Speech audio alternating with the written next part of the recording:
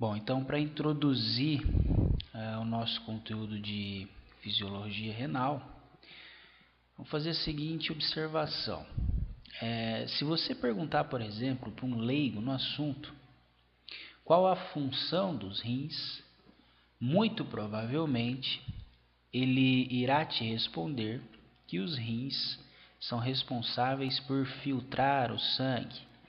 Bom, essa afirmação não está errada, uma vez que os rins realmente fazem isso. Mas, na verdade, os rins desempenham uma gama extremamente ampla de funções com reflexos no corpo inteiro. Desse modo, os rins são órgãos essenciais para o organismo, são essenciais para a vida. E a função mais importante dos rins é a regulação do equilíbrio hidroeletrolítico. Desse modo, quando nos referimos ao prefixo hidro, estamos falando do equilíbrio da água, e eletrolítico do equilíbrio de eletrólitos, de íons, como por exemplo os íons sódio, potássio, cálcio, cloreto e fosfato. Bom, vamos analisar então a seguinte representação do que seria o nosso corpo. Temos então um recipiente contendo uma certa quantidade de água, quantidade essa que deve permanecer constante. Nesse recipiente temos um filtro ou uma alça por onde a água flui constantemente. Desse modo, então, essa água que entra no filtro, na nossa alça, por exemplo, ela pode ter dois caminhos. Ou ela entra e retorna para o interior do recipiente, ou então ela entra e é filtrada e eliminada na forma de urina. E é importante lembrar que, além da urina, o nosso organismo também perde água no suor, nas fezes e também na respiração. Desse modo, então, essa perda é reposta ao organismo pela ingestão de líquidos e de alimentos, certo? Uma vez que alimento também contém água, também contém líquido. Bom, agora nós temos que considerar que existem elementos químicos dissolvidos nos fluidos corporais, dissolvidos, por exemplo, no plasma sanguíneo. No nosso exemplo, estão dissolvidos, então, 0,15 mol de NaCl, ou seja, essa é a concentração do nosso fluido.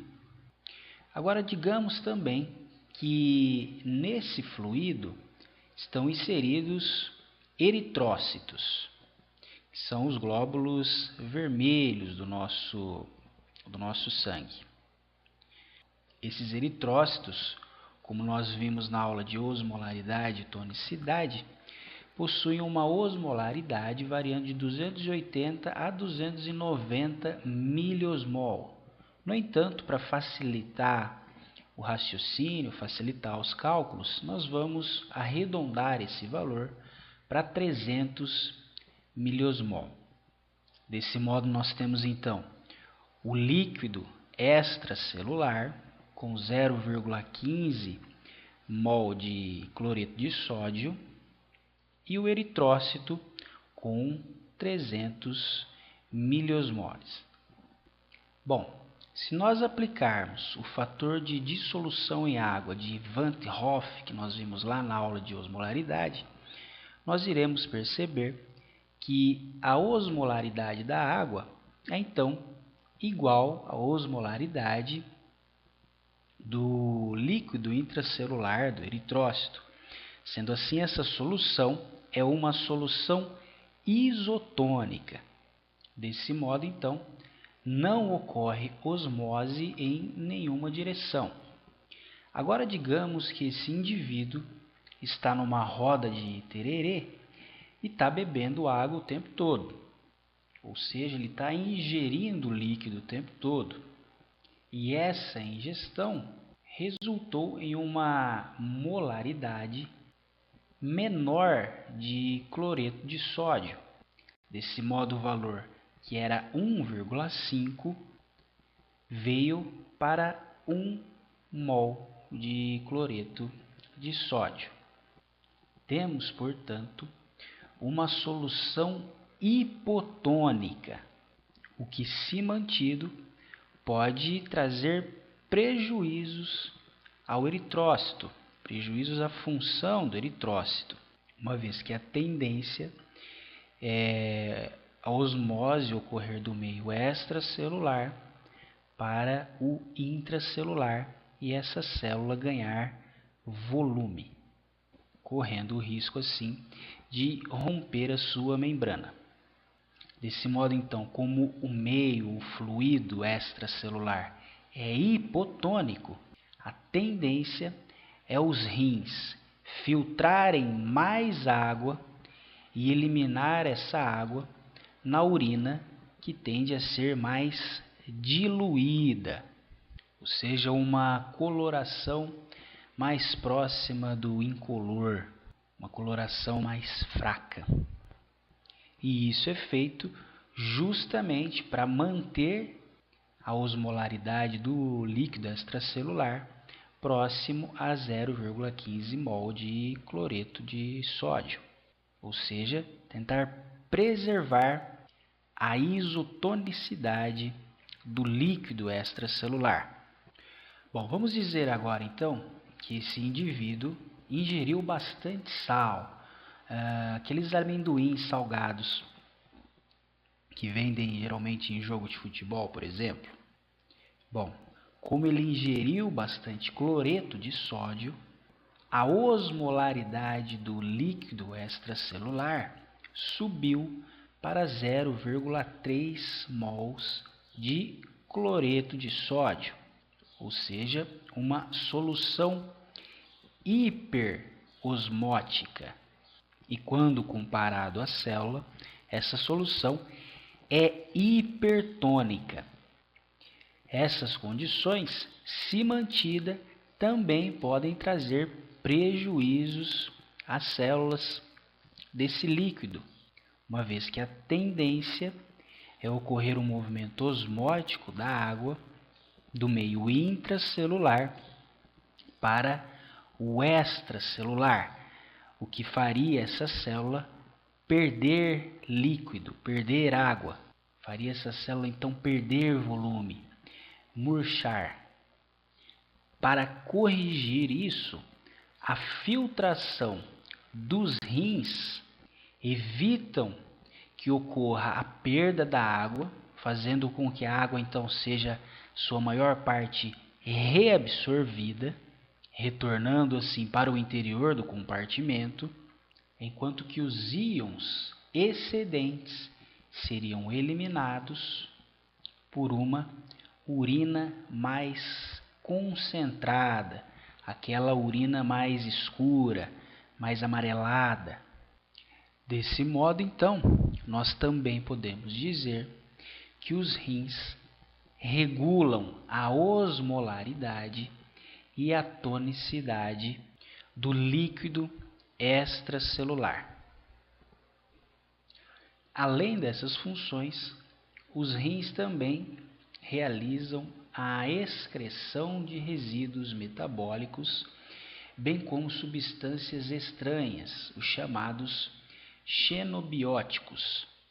Como exemplo dos resíduos metabólicos, temos então a creatinina, que é um produto do metabolismo muscular, a ureia, que é um resíduo da desaminação dos aminoácidos, o ácido úrico, que vem do catabolismo dos ácidos nucleicos, a bilirrubina, oriunda do catabolismo das hemoglobinas, bem como diversas substâncias estranhas, como por exemplo os fármacos, os medicamentos. Além disso, os rins também realizam a regulação do pH, função essa que é mais eficiente, realizada pelo sistema respiratório. O rim executa, só que de uma forma mais lenta. Desse modo, então, quando o pH encontra-se ácido, os rins realizam a excreção principalmente de hidrogênio, enquanto conservam bicarbonato. E quando o pH está mais alcalino, os rins conservam hidrogênio, enquanto realizam a excreção de bicarbonato. Os rins também são importantes na regulação hemodinâmica renal e também sistêmica. Então, quando se fala-se em hemodinâmica, deve-se pensar principalmente na pressão arterial ou pressão do sangue sob as paredes dos vasos sanguíneos.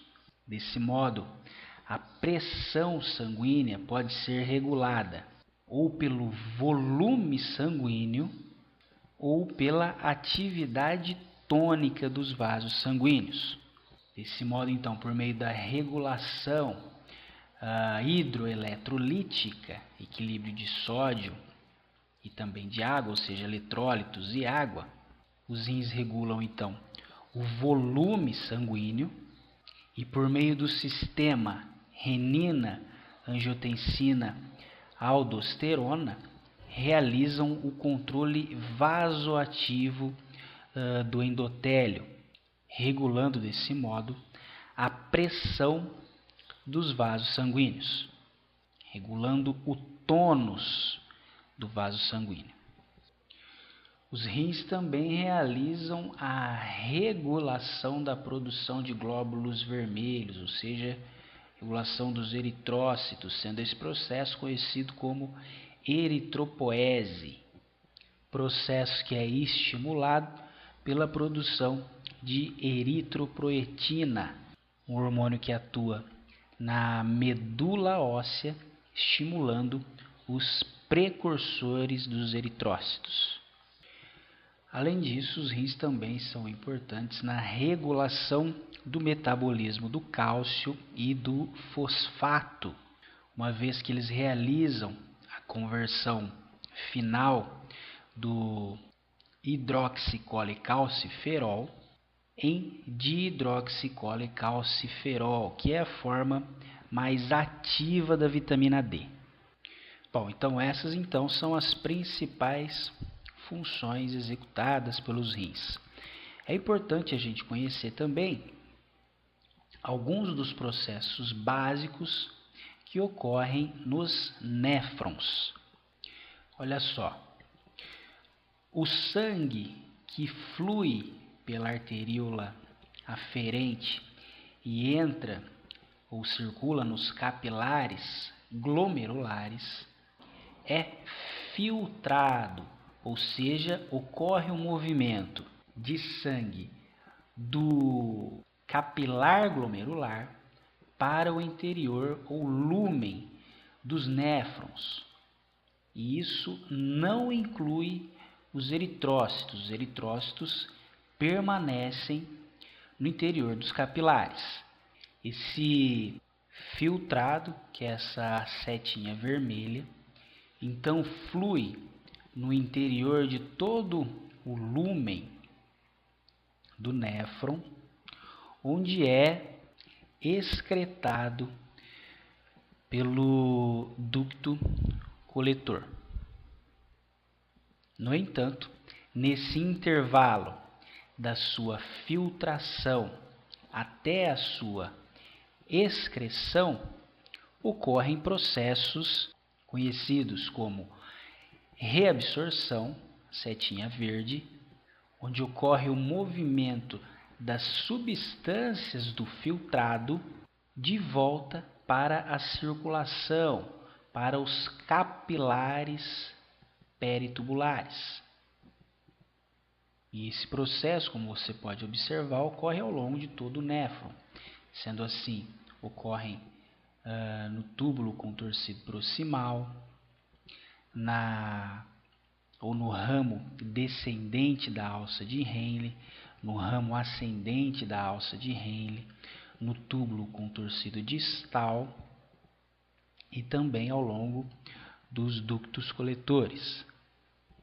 Nesse intervalo também ocorre a secreção, processo que envolve o movimento seletivo de moléculas da circulação para o interior do lúmen dos néfrons, ou seja, para o filtrado que encontra-se no néfron. Desse modo, então, essas substâncias serão eliminadas pela excreção. Bom, os rins filtram, em média, 180 litros diariamente. Se nós considerarmos que os rins possuem, em média, 1.000 néfrons, aliás, 1 milhão de néfrons, cada corpúsculo renal filtraria aproximadamente 90 microlitros cada. Desses 180 litros que entram no lúmen do túbulo contorcido proximal, 70% são reabsorvidos no próprio túbulo contorcido proximal. Isso equivale a 126 litros. Desse modo, aproximadamente 30% do filtrado entram na alça de Henle, o que equivaleria a 56 litros, melhor, 54 litros, tá? Vamos corrigir aqui. E apenas 10% então entraria no túbulo contorcido distal, ou seja, 18 litros. Destes ainda, mais de 9% são reabsorvidos, onde dessa forma são excretados menos de 1% do filtrado, que equivaleria a 1,5 litros de urina diariamente. Bom, então nessa aula nós vimos as principais funções executadas pelos rins e os principais processos básicos realizados nos néfrons.